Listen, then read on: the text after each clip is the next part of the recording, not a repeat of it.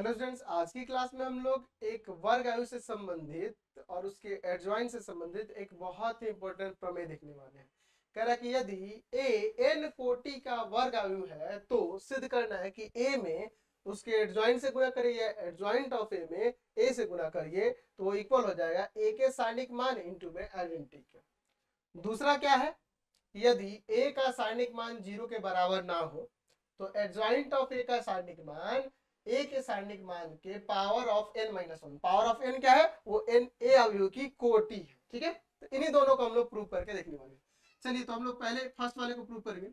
हमारे पास क्या दिया जी कि ए एक n कोटि का वर्ग है। तो मैं यहाँ पे मान लेता हूँ कि माना हमारे पास ए अवयव कुछ इस प्रकार से है, A11, A12, A13, ऐसे ही A14, A15 ऐसे कर लेते, मान लीजिए A1n तक, A21, A22 ऐसे करके A2n तक, फिर ऐसे करके AN1, फिर आगे बढ़ेंगे AN2 ऐसे करके कहाँ ANN तक इसके एलिमेंट है। n कोटि का वर्ग हमने दिखा दिया। अच्छा, अब अगर हम लोग यहाँ पर इसके एडजॉइंट की बात करेंगे तो याद होना चाहिए, अगर हम लोग इसके एडजॉइंट की बात करेंगे तो उसका एडजॉइंट कैसे लिखेंगे जी?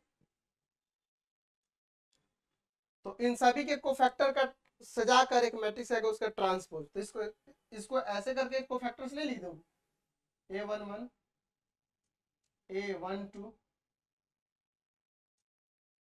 ठीक है, ऐसे करके A1n, यहाँ पर A21, A22, यहाँ पर A2n, यहाँ पर A1n1, AN2, ANN, यही ना आएगा जी एडजॉइंट ऑफ ए। ठीक है, हमें क्या करना है, इसमें गुना करना है। तो ए में अगर एडजॉइंट ऑफ ए से गुना किया जाए तो देखिए क्या आएगा, समझिए इसको। फर्स्ट रो में फर्स्ट कॉलम से करेंगे तो जिस रो के एलिमेंट हो और उनके कोफैक्टर्स संगत कोफैक्टर्स को गुना करके जब जोड़ेंगे तो उसका मान किसके होता है? उसके सारणिक मान के बराबर हो जाता है। और अगर किसी अदर रो या कॉलम को गुना करते हैं किसी अदर रो या कॉलम के कोफैक्टर से तो उसका मान 0 हो जाता है। फिर यहाँ पे भी देखो, फर्स्ट रो में सेकंड कॉलम है तो वो तो गड़बड़ ही होगा, 0 आ जाएगा। ये क्योंकि अदर रो के एलिमेंट है यहाँ अदर, अगर देखा जाए इसके अनुसार तो अदर रो, इसी के अदर रो के, इस अवयव के अदर रो के वो कोफैक्टर्स ना हुए जी, सेकंड रो के कोफैक्टर्स हुए तो उसे गुना करने में 0 आएगा। फिर यहाँ पे ए आ जाएगा 0 0 0, ऐसे करके यहाँ पे ए, ऐसे डिटर्मिनेंट ऑफ ए कॉमन कर लोगे तो 1 0 0 0 1, सॉरी 0 1, लास्ट में 0 आएगा, यहाँ 0 0 ऐसे करके लास्ट में फिर यहाँ पे 1 है। डायगोनल वाले एलिमेंट 1 1 हो जाएंगे। तो एक्चुअल में डिटर्मिनेंट ऑफ ए और इनटू में ये क्या है? आइडेंटिटी मैट्रिक्स है ना, उसी ऑर्डर का, एन ऑर्डर का। तो हमें ये मिल गया कि नहीं?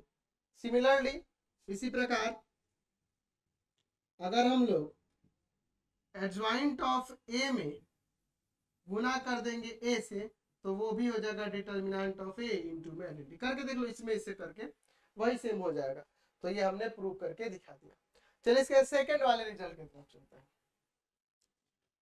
हम लोग ऊपर देखे कि ए में एडजॉइंट ऑफ ए से गुना कर रहे हैं तो हमें डिटर्मिनेंट ऑफ ए इंटू में आइडेंटिटी मिल रहा है। हमने ऊपर यही ना देखा है, इसका डिटर्मिनेंट ले लेते हैं, ए इंटू में एडजॉइंट ऑफ ए का डिटर्मिनेंट और इधर इसका डिटर्मिनेंट। हम लोग पढ़े हुए प्रॉपर्टी में ऊपर ही दे रहा हूँ कि अगर ए और बी अवयव दिए हो वर्ग अवयव, उनके गुना का डिटर्मिनेंट वैल्यू निकाला तो उनके अलग अलग डिटर्मिनेंट वैल्यू के इक्वल होता है। तो इसे आप ए का डिटर्मिनेंट वैल्यू और इनटू में एडजॉइंट ऑफ ए का डिटर्मिनेंट वैल्यू भी कह सकते हैं। हम लोग जानते हैं कि किसी कांस्टेंट से किसी अवयव में ए से गुना करेंगे तो उसका डिटर्मिनेंट वैल्यू यहाँ पर k का पावर n इंटू ए हो जाता है, जहाँ की k क्या है? k जो यहाँ पर अदिश राशि है उसके पावर में n क्या है? a की कोटि है।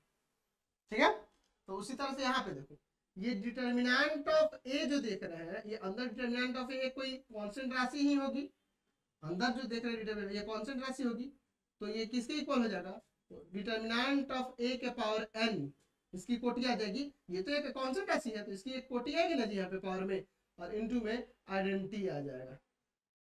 तो आइडेंटिटी का तो आप जानते हैं, आइडेंटिटी मैट्रिक्स का वैल्यू 0 वो 1 हो जाता है, सॉरी आइडेंटिटी का 1 हो जाएगा, ए का पावर n बच जाएगा। इसको डिवाइड में ले जाएंगे तो adjoint of A equal to में ए का पावर n बाई में डिटर्मिनेंट ऑफ n, यही ना, ये किसके इक्वल होगा, डिटर्मिनेंट ऑफ ए का पावर n माइनस 1।